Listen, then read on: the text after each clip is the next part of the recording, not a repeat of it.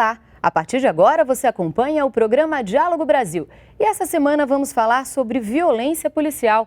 O Atlas da Violência no Brasil de 2017 mostra que só em 2015 mais de 3.000 pessoas foram mortas pelas polícias no país. A maioria delas eram negras, mas o número de policiais assassinados também assusta. Para conversar sobre o assunto e sobre medidas que podem ser adotadas para mudar essa realidade, convidamos a jornalista e especialista em segurança pública e representante da Justiça Global, Lena Azevedo, e também o consultor em segurança pública e doutor em educação policial, George Felipe de Lima Dantas. Sejam os dois bem-vindos. Obrigado. Antes de começar a nossa conversa, vamos ver algumas estatísticas sobre a violência policial no Brasil. Confrontos entre policiais e o crime organizado costumam produzir cenas de guerra em regiões metropolitanas brasileiras. Não raro, agentes da lei se veem sob fogo cruzado com criminosos disparando de pistola, fuzil, metralhadora e até bazuca e artilharia antiaérea. A luta é desigual, mas nem sempre os policiais são vítimas. Segundo a Secretaria de Segurança Pública de São Paulo, 222 policiais e 3.352 não policiais morreram em confrontos no estado entre 2012 e 2016. A violência policial chama a atenção no Brasil e é crescente. Ó meu bebezinho aqui, ó. Neném vai cantar, né, neném? Neném vai cantar agora. Vai cantar pro bandido Mimi. Em São Paulo, no ano passado, policiais militares de folga mataram 242 pessoas, 38 a mais do que em 2015. Em confrontos, a PM paulista tirou mais de 800 vidas em 2016. No Rio de Janeiro, o Instituto de Segurança Pública contou 120 mortos pela polícia apenas em março deste ano, contra 61 no mesmo mês no ano passado. Há casos de execuções de pessoas rendidas. Também há chacinas, como a de maio, no Pará, com 10 mortos. Uma das vítimas foi baleada pelas costas. Há ainda violência contra manifestações sociais, em que jornalistas também são atingidos. A organização internacional Human Rights Watch aponta a violência policial como um dos principais desafios para o avanço dos direitos humanos no Brasil. Em maio, a Corte Interamericana de Direitos Humanos condenou o Estado brasileiro por não julgar acusados de chacinas cometidas mais de 20 anos atrás. Bom, queria primeiro, mais uma vez, agradecer a presença dos dois aqui para a gente tratar desse tema que é tão importante, que é a violência policial, né? Como a gente viu ali na reportagem, a gente tem alguns dados, alguns números que são, acho que, importantes para a gente discutir. Eu queria te perguntar, Lena, como que você vê esses números que a gente apresentou e esse número alarmante em relação à violência policial no Brasil? As pessoas falam muito dos autos de resistência a partir do marco da ditadura militar. Mas a gente precisa retroceder um pouco antes para entender. 1933, governo Vargas, foi criado a Tropa de Elite de São Paulo, do Rio de Janeiro, que era o Distrito Federal, e posteriormente a de São Paulo, com um aval para espancamentos, torturas e mortes. Ali começa, vamos dizer, institucionalmente, um aval para a tortura, né? e para as execuções extrajudiciais, né? Aí você salta posteriormente, em 1958, é criada a Serviço de Diligência Especial, também no Rio de Janeiro, por uma demanda da Associação Comercial, que queria que o Estado desse um jeito nos assaltos. Esse SDE, que é Serviço de Diligências, matou tanta gente que foi apelidado pela imprensa de Esquadrão da Morte, né? Enfim, você vê uma cultura da violência policial que culmina com, vamos dizer, com a oficialização ou com um procedimento administrativo chamado autos de resistência em 1969. Então, assim, tem toda uma cultura de violência policial construída e que vem até, vamos dizer, o procedimento administrativo que oficializa os autos de resistência, né, que faz parte de um pacote da ditadura militar, não é o único. Dentre esses, você pode olhar a polícia militar sendo colocada para serviços ostensivos, que também está nesse pacote, né? Enfim, é um crescendo, né? Aproveitando que a Lena está falando sobre a questão da cultura da violência, como é que você vê o treinamento dos policiais militares, enfim, essa cultura de violência, você sente que realmente, você que enfim, foi militar também e trabalhou mais próximo, né, nas forças militares, essa é uma cultura que é realmente arraigada, ela foi mudando com o passar do tempo, ela foi se intensificando, como é que você vê? Os nossos policiais, de alguma maneira, refletem a nossa comunidade, a demografia das polícias militares, civis, rodoviária, federal, é uma demografia muito próxima e é uma amostra talvez bastante representativa da população brasileira, né? Então, mais do que não negar que a violência é um fenômeno no nosso país, e tanto isso é verdade que existem 1.600.000 vítimas anuais da violência, conforme aponta a Organização das Nações Unidas, e essa violência ela incide predominantemente nos países de renda considerada média e baixa, né? E 80% dessas mortes não são em situações de conflito armado, tipicamente rotulável como guerra, né?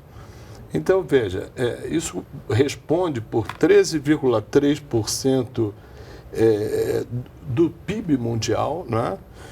Segundo dados da ONU de 2015, 13,6 trilhões de dólares. Agora, nós precisamos ter um foco bastante especial na violência constituída pelos homicídios nos países membros da ONU, seguindo a conformidade do próprio estudo, porque as mortes que são apontadas no estudo, 80% delas acontecem em situações, repetindo, de não beligerância armada e mais, né? A violência é um fenômeno que incide sobre determinados agentes com projeção de poder, né, sobre ele próprio, que é a autoviolência, a violência interpessoal e a violência perpetrada contra determinados grupos por razões políticas, econômicas e sociais. A questão da violência policial é muito oportuno que ela seja abordada, já que ela tem sido tratada de maneira bastante cuidadosa pela gestão, com os órgãos de controle, com a adoção de eixos temáticos da educação e do treinamento policial na conformidade da modernidade em termos de direitos humanos, em termos, inclusive, de uso de força letal, que também funciona no nosso país na conformidade dos protocolos internacionais,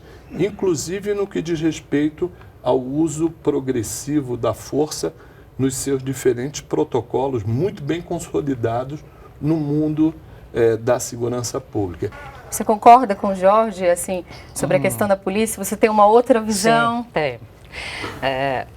Eu não concordo porque, assim, tanto as pesquisas feitas anteriormente pelo Inácio Cano, né, na década de 90, posteriormente feita pelo professor Michel Missi, demonstram que mesmo assim, os autos de resistência, eles eram da alçada militar até 1996. Então, o grau de arquivamento era de 98%. O professor Michel Missi faz um estudo posterior, aí pegando salvo engano, 2001 a 2011, mostrando que mesmo passando para a esfera, né, da justiça comum, o índice de arquivamento é de 99%, quase 100%, 99,2%. Então, assim, não existe esse controle externo da atividade policial que Jorge se refere.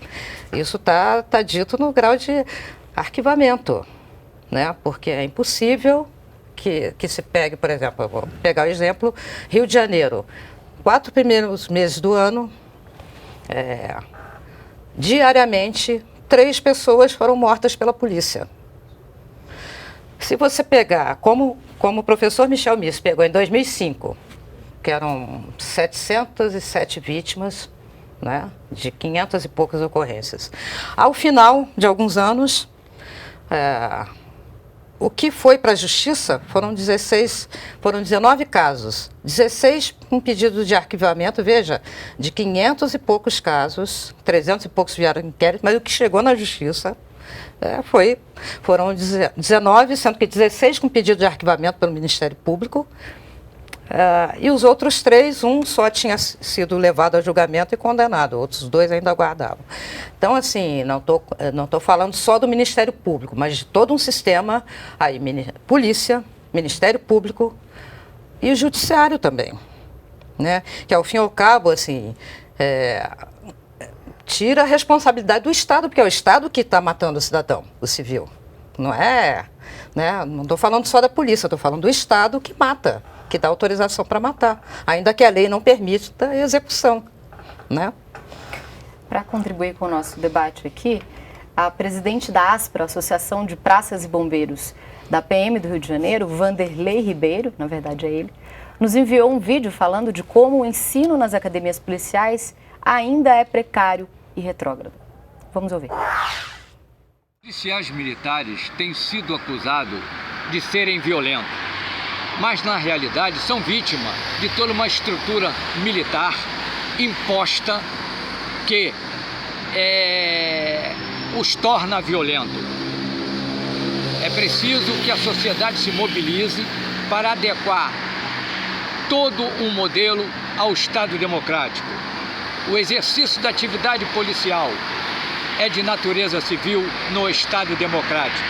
Portanto, não podemos mais continuar aceitando esse modelo que foi montado pela ditadura militar. A prova são os resultados apresentados: cidadãos comuns morrendo, sendo violentados, policiais militares morrendo, também sendo violentados. Então, é fruto desse modelo equivocado que não serve mais para atender a população. A democracia exige profissionalismo, compromisso com o Estado democrático. É preciso que o policial esteja inserido nesse processo. Somente com a mobilização da sociedade que será possível mudar essa realidade. O modelo atual não atende mais o clamor popular. Aproveitando a discussão dele, o que ele traz para a nossa discussão, Jorge, você acha que a Polícia Militar, a Lena já levantou isso sobre a nossa Polícia Militar ter sido treinada no período da ditadura também, né? A gente sabe que a nossa Polícia Militar, ela tem resquícios desse treinamento que hoje não se aplica. A Polícia Militar hoje ela deveria ser uma polícia mais comunitária, uma outra visão e uma relação com a comunidade que ela atua? Na verdade, existe toda uma ciência policial em curso, né, desde a primeira metade do século XX, e que trata o policiamento como a própria natureza dele impõe, que é um trabalho de natureza essencialmente civil, não é? Porquanto a sociedade é civil. Esse é um primeiro enfoque da resposta ao que você questiona. A questão que foi apontada no vídeo, né, e realmente ela reflete a percepção de uma parte da sociedade brasileira, eu diria que não invalida a utilização de modelos militares, né, ou militarizados das polícias ostensivas do mundo, como nós vamos encontrar na América Latina o exemplo de Chile, México, nos Estados Unidos os troopers, na África a polícia da África do Sul, do Egito, na Europa do Vaticano, e eu me reporto a polícias que têm uma face, uma ética e uma estética de natureza militar. No entanto, eu acredito que a configuração das polícias militares, com recurso a essa ética e estética de natureza militar, ela é uma proposta cujo embasamento dessa configuração militar, ele remonta à questão do uso de força letal e o de milhares, como é o caso no nosso país, de mais de 500 mil de homens e mulheres que se propõem a fazer esse trabalho, que é de natureza essencialmente civil, debaixo de uma configuração militar em que as características do militarismo muito mais auxiliam quanto à eficiência, efetividade e eficácia dessas instituições, do que, como alguém pode sugerir, são instrumentos do arbítrio ou do abuso, não é? Mas eu não quero fazer aqui uma defesa ideológica dos valores da polícia brasileira, até porque as próprias instituições têm feito uma revisão desses valores, humanizando as fases de seleção, de treinamento. Existem coisas prosaicas que não eram admitidas no passado recente nos processos de seleção. Ou seja, nós temos polícias militares hoje muito mais flexíveis, muito mais adaptadas à modernidade do que tínhamos há 20, 30 anos atrás. Bom, a gente vai fazer um intervalo, mas daqui a pouco voltamos para falar de como a violência policial pode ter origem na falta de preparo do profissional que vai para as ruas.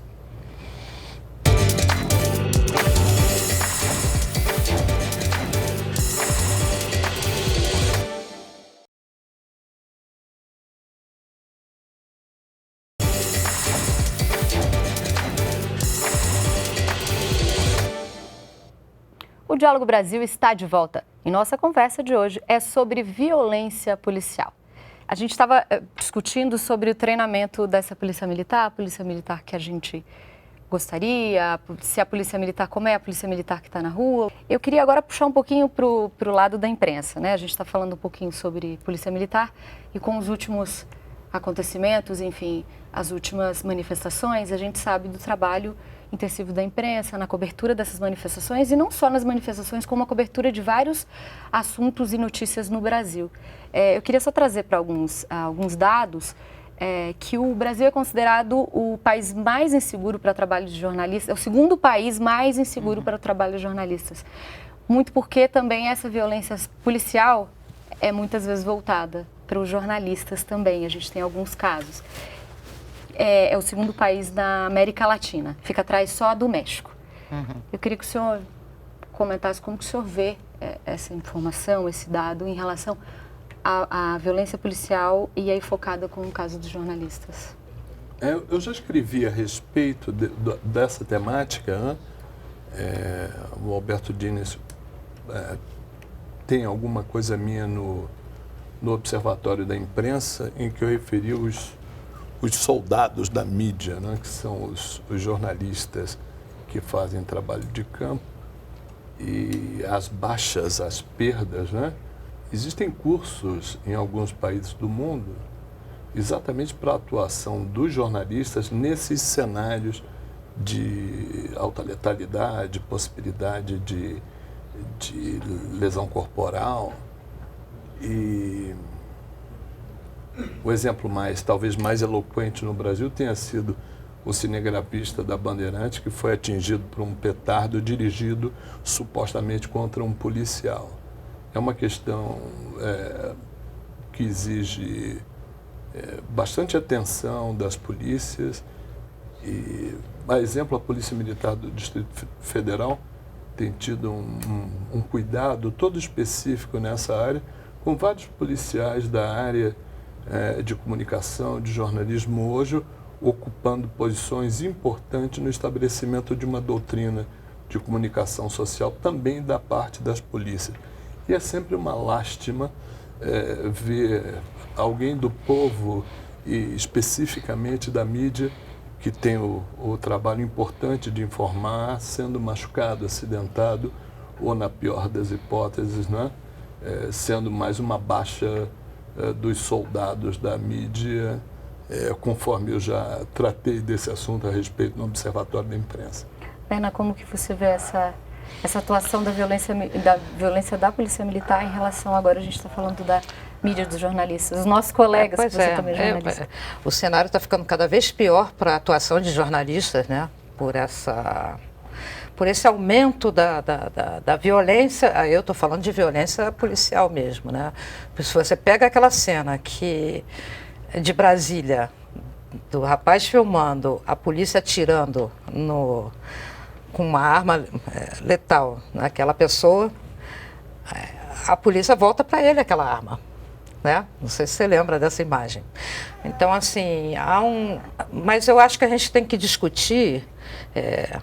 Eu não acho que a gente tem que preparar jornalistas para um cenário de guerra. Eu acho que a gente tem que trabalhar para desmobilizar esse estado de guerra que foi configurado no Brasil. Né? Guerra no mundo inteiro, né? Mas a assim, da Síria está instalada, né? Mas olha, vários conflitos na África. Assim, qual é a guerra que nós temos no Brasil? A preparação do jornalista. A guerra de movimentos sociais que impõem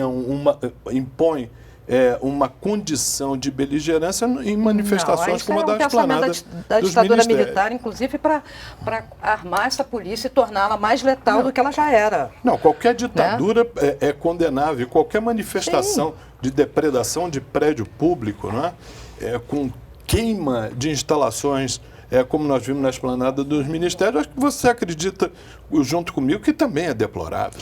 Mas o senhor está esquecendo de dizer que existiam policiais infiltrados entre os manifestantes, inclusive tocando fogo em instalações, justamente para culpabilizar. Eu não tenho essa premissa, viu, Lena? Mas existem várias, inclusive, reportagens falando disso. Eu mesmo já entrevistei policiais militares que admitiram infiltrados entre manifestantes. Então, assim, isso, ou seja, para criar um clima de animosidade, para justificar o confronto, né?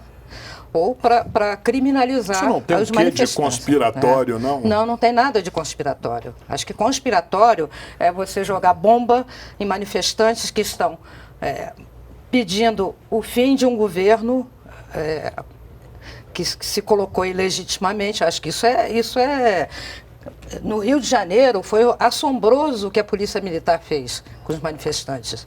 Estavam todos na Assembleia Legislativa, a Polícia Militar fez um cerco. Olha, ali tinha crianças, tinha idosos, sabe?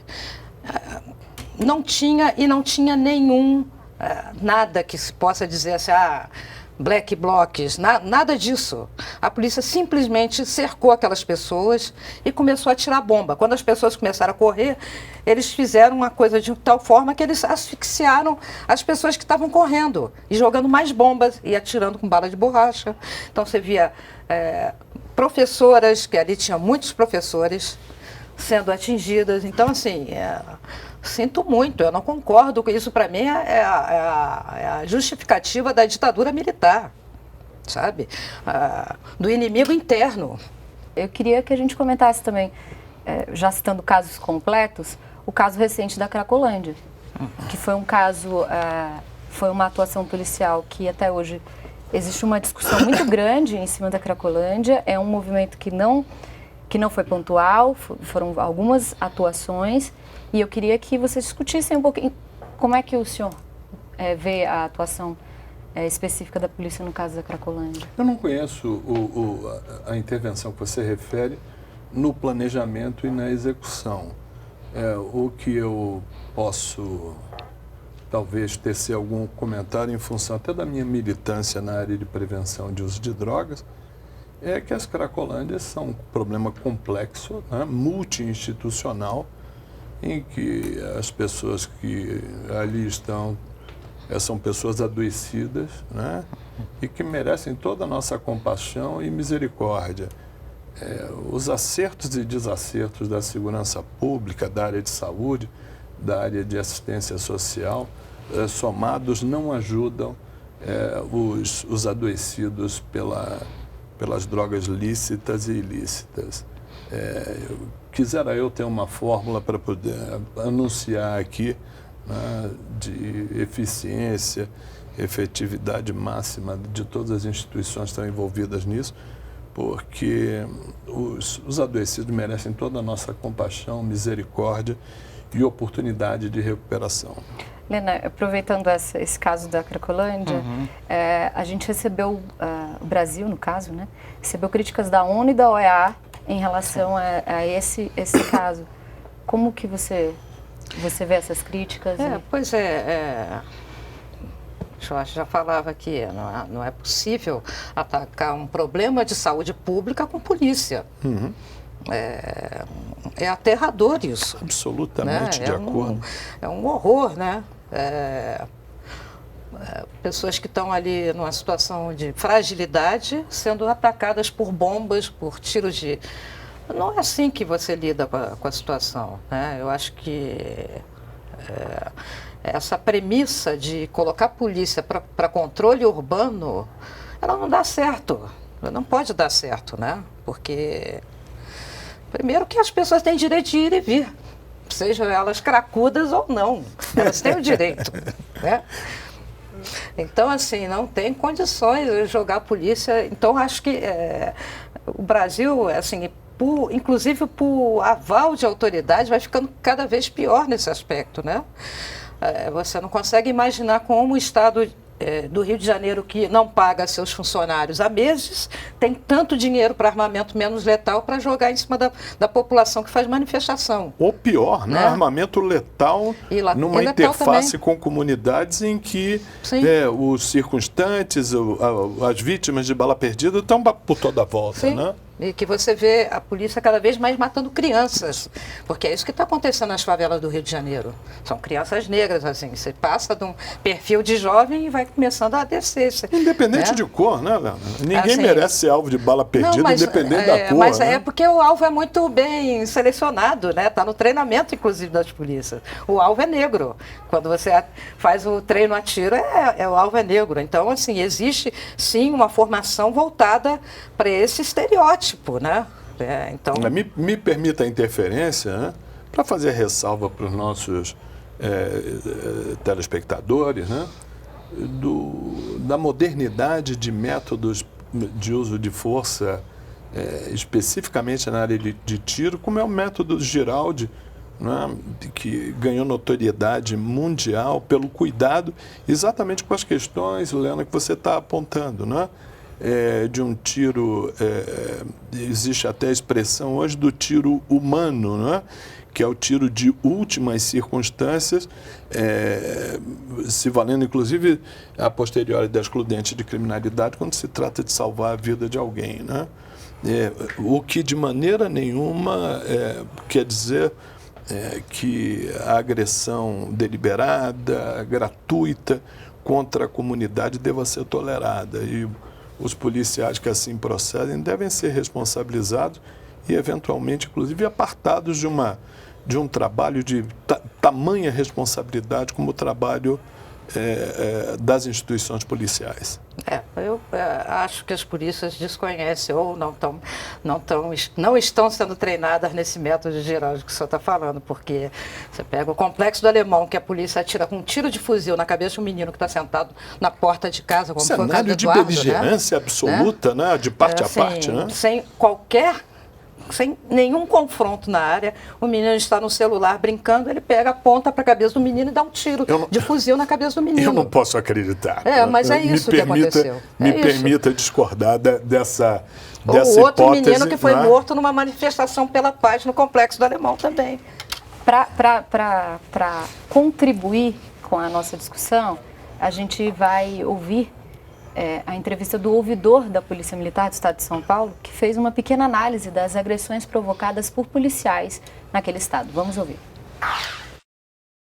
Nós não podemos falar que existe o grupo de extermínio, mas existem indícios de policiais militares tendo participado em algumas ocasiões assim, em chacinas, como foi o caso lá de Osasco. Tinha gente na retaguarda, o modo de empunhar a arma, Enfim, era um procedimento assim em série que ficou claro para aqueles que conhecem o procedimento padrão aí, ficasse demonstrado que ali não era coisa de amador.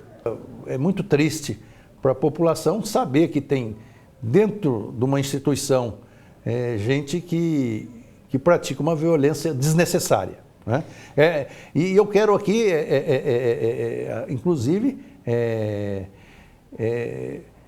falar justamente com o que um ex-comandante aqui da Polícia Militar já falou aqui em outras ocasiões, que o pior bandido é o bandido fardado, né? Esse é um bandido que a gente não pode ter dentro da instituição da Polícia Militar. Deixa eu ouvir o ouvidor aí da Polícia Militar do Estado de São Paulo. Eu queria que o senhor comentasse um pouquinho, ele fala da atuação de grupos de extermínio, a Lena citou antes. A gente sabe que tem grupos de extermínio em vários estados, em alguns estados brasileiros. O estado de Goiás teve um grupo de extermínio que ficou conhecido até por atirar em pessoas em situação de rua. E ele levanta que o pior bandido é o bandido fardado. Como é que o senhor... Absolutamente de acordo, né?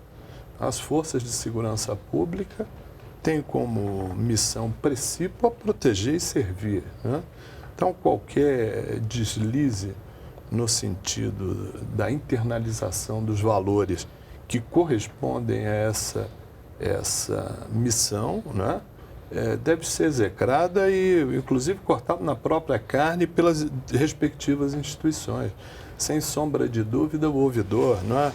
Está corretíssimo na maneira como coloca essa questão e que precisa ser objeto do exame atento, permanente, constante das instituições de controle externo das polícias.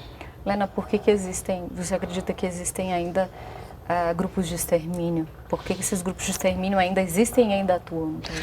Você vê, eu estava falando dessa coisa da história, tá? Do grupo de extermínio que é criado em 1950. Não é nem um grupo de extermínio, vamos dizer, um serviço de diligência especial que acaba virando um grupo de extermínio, que é o chamado primeiro Esquadrão da Morte, que depois veio o novo Esquadrão da Morte.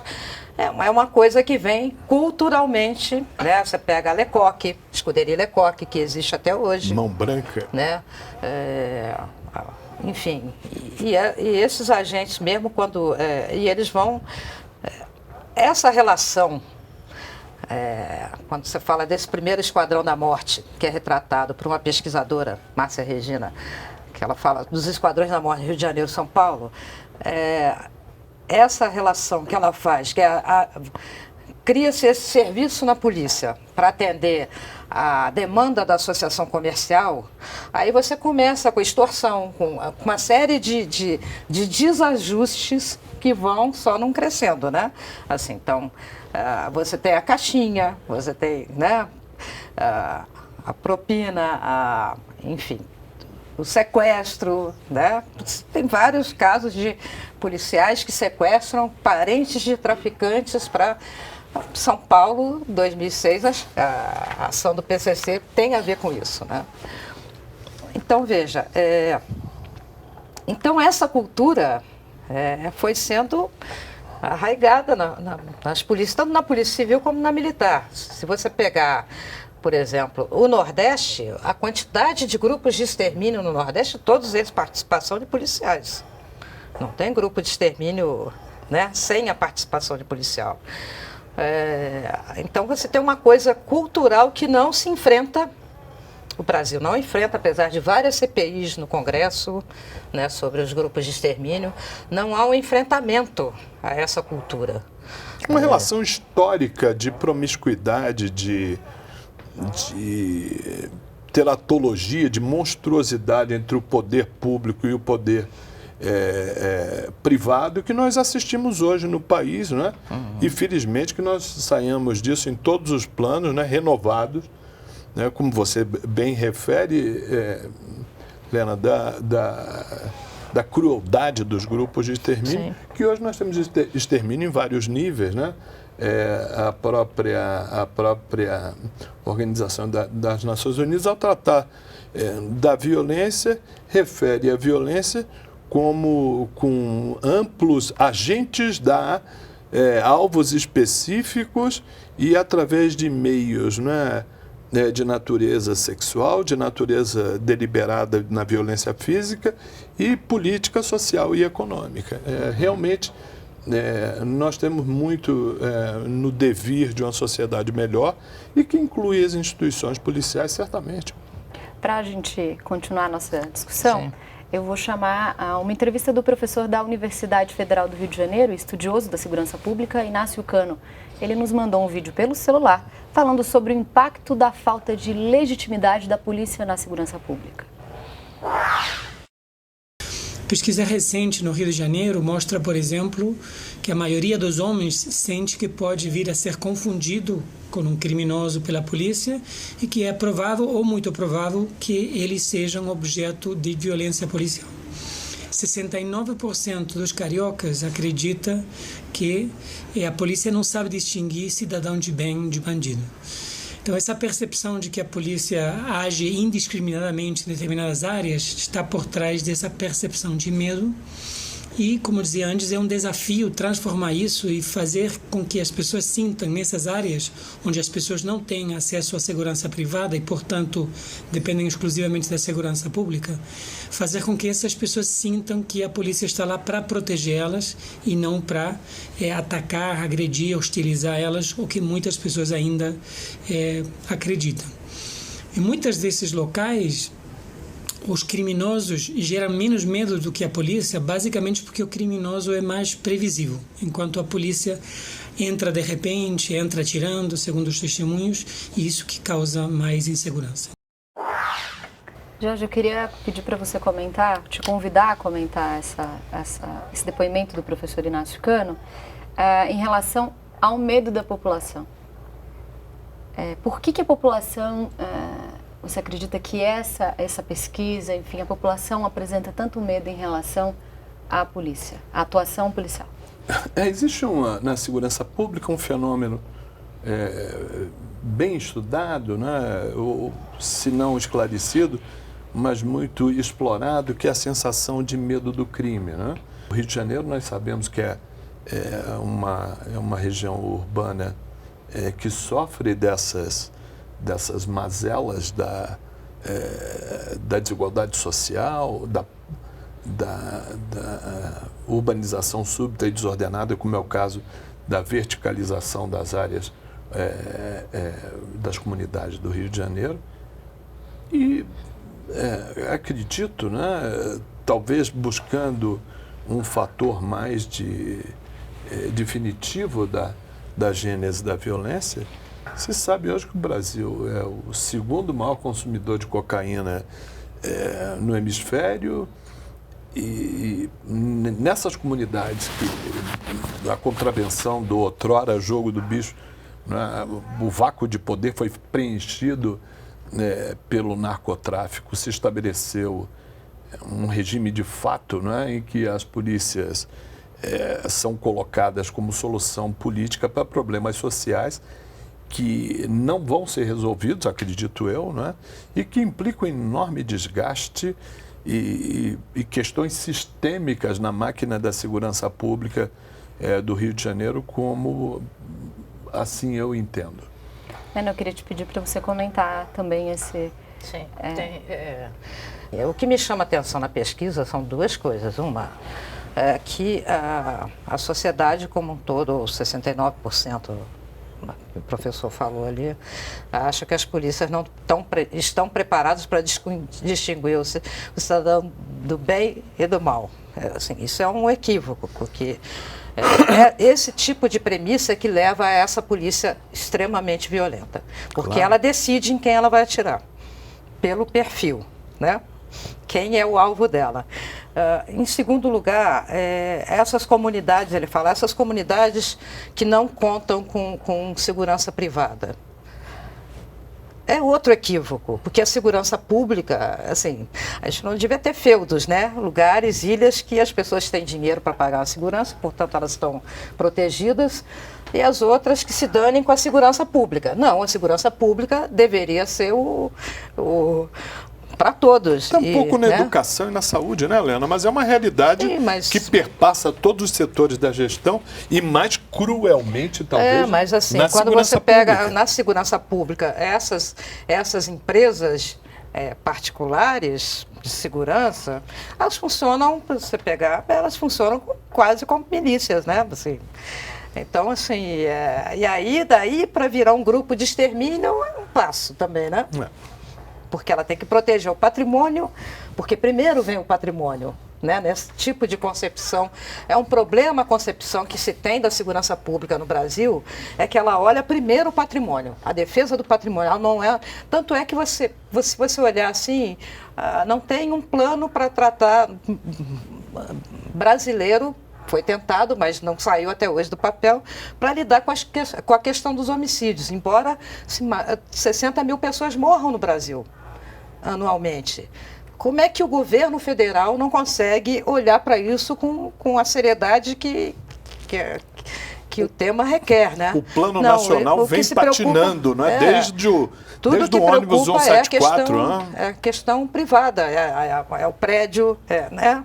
É a iniciativa privada. Não se olha para os homicídios como uma coisa de fato muito grave, né? Agora vamos fazer mais um intervalo e daqui a pouco voltamos falando de como a violência policial acomete principalmente a população negra e pobre.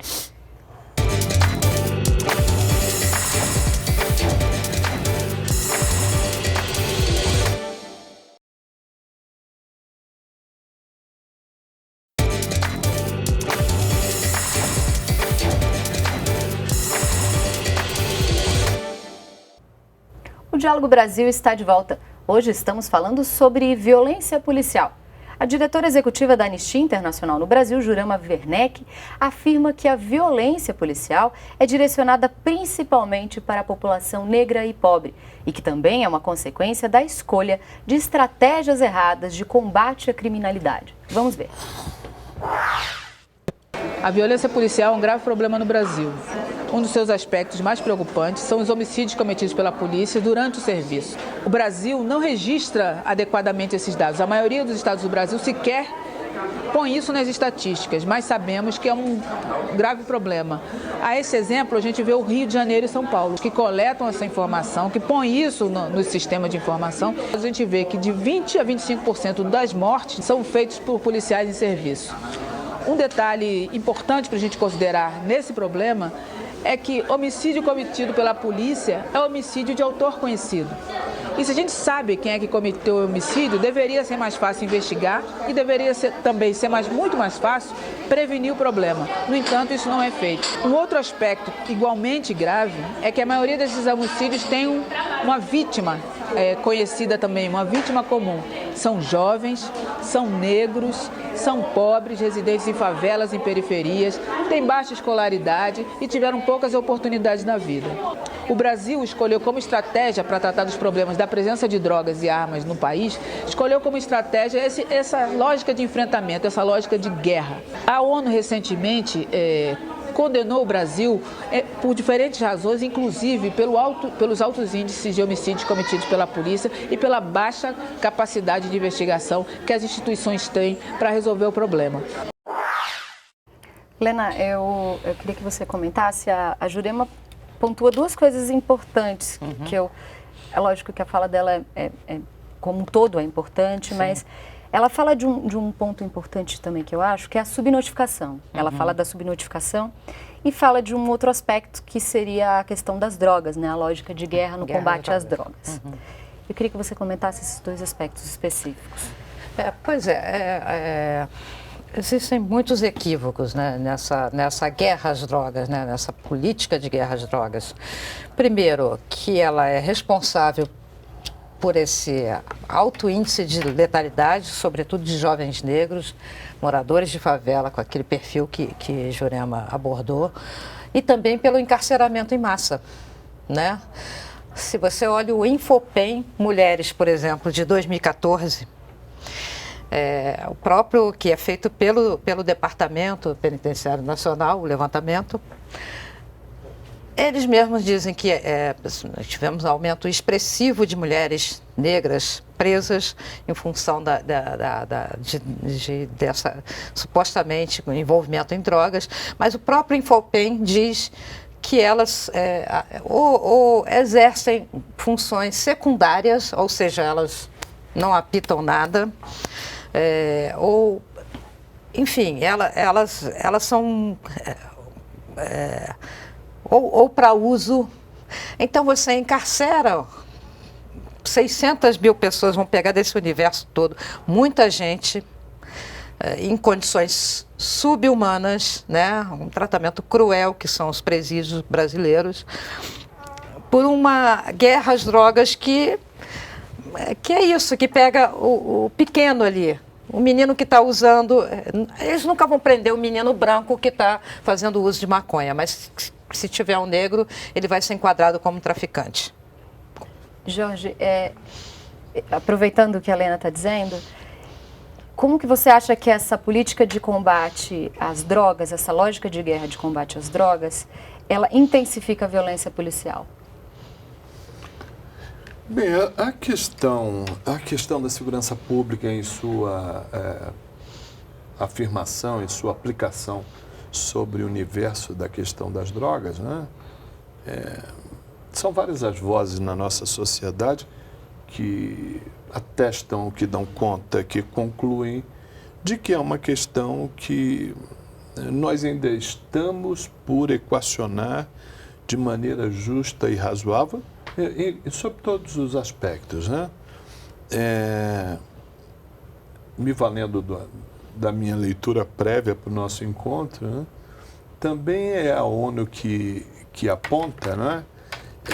Que altos níveis de violência são sintomas de causas sociais, políticas e econômicas, incluindo desigualdade social, urbanização súbita e desordenada, pobreza, desemprego e disfuncionalidade das instituições.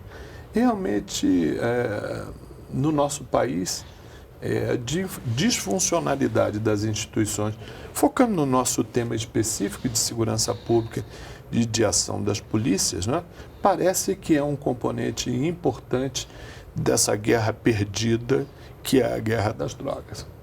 Lena, aproveitando essa discussão, como que você vê a questão de uma outra discussão, além dessa guerra às drogas, que seria a desmilitarização das polícias? Pois é, todo esse histórico que eu faço desde 1933, né?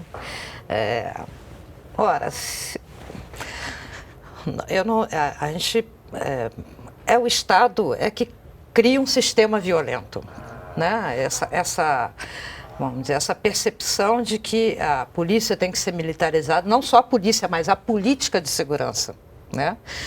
Então, assim, se a gente não der passos substanciais para desmilitarizar essa política de segurança pública, a gente não vai conseguir dar conta de abaixar esse índice de letalidade. Não só no geral, mas também cometida pela polícia, né? Dos crimes, dos homicídios cometidos por policiais. Então, assim, acho que tem que reformular muito e desmantelar essa cultura violenta, né? A nossa sociedade já é uma sociedade violenta, porque é a última que acabou com a escravidão nas Américas, né? Então, por aí você já pode ver que a nossa cultura é violenta. Então, assim, temos que dar conta disso também, né? De fazer esse debate com mais profundidade, né? E buscar alternativas. E a desmilitarização da polícia militar, começando por ela é urgente. E ela é desejada, inclusive, pela polícia militar. A nossa conversa, infelizmente, está chegando ao fim. Eu queria pedir, Jorge, para as suas considerações finais. É enorme a responsabilidade das polícias, todas, não é? As 56 polícias do país, em buscar, articular, planejar políticas de segurança pública. Como a Lena disse muito bem, não tem qualquer conotação militar, não é? Na sua tática e na sua estratégia. A questão das polícias ostensivas serem militares pode ser sustentada por razões de eficácia, eficiência e maior efetividade institucional, mas que, conforme a própria comparação do modelo norte-americano com o brasileiro, existe uma série de aspectos estéticos e éticos, não é? Sem a institucionalidade militar. Então, não é? Também é um dado que está sobre a mesa para que a sociedade brasileira, não é, pactue numa situação futura como a nação entender que é a melhor solução. De toda sorte, é um setor da gestão pública sobre o qual pesa a enorme responsabilidade de, no esforço de preservação da ordem pública, promover soluções políticas que nos levem à tão desejada paz social. Lena, queria pedir para você fazer as suas considerações finais de forma... Sim. Como eu disse, é uma cultura violenta, né? Se você pega a criação da primeira polícia, ela foi criada para cobrar impostos, né? Então, assim, se a gente não desmantela essa percepção, essa concepção que é patrimonialista da polícia, porque é isso, né? Então, ela está sempre dialogando com a iniciativa privada, né? Se a gente não desmantela, ela tem que servir como segurança pública. É uma política pública, portanto, né? Ela tem que olhar para o conjunto da população. Então, é nesse sentido, eu acho que a gente tem que trabalhar pela desmilitarização das polícias, trabalhar para o desencarceramento em massa, porque de dentro dos presídios também tem um reflexo para fora dessa violência que é cometida lá dentro, né? Então, tem uma série de medidas que eu acho que o país tem que tomar, mas a desmilitarização e o desencarceramento me parece que é um caminho mais urgente para a gente começar a lidar com esse problema todo da violência no país, e inclusive incluindo a violência policial. A nossa conversa chegou ao fim. Eu agradeço a participação da jornalista e especialista em segurança pública e representante da Justiça Global, Lena Azevedo, e também o consultor em segurança pública e doutor em educação policial, Jorge Felipe de Lima Dantas. Muito obrigada pela presença. Se você quer saber mais sobre o programa, entre no site da TV Brasil. O Diálogo Brasil volta na semana que vem. É toda segunda-feira, às 10 da noite. Até lá!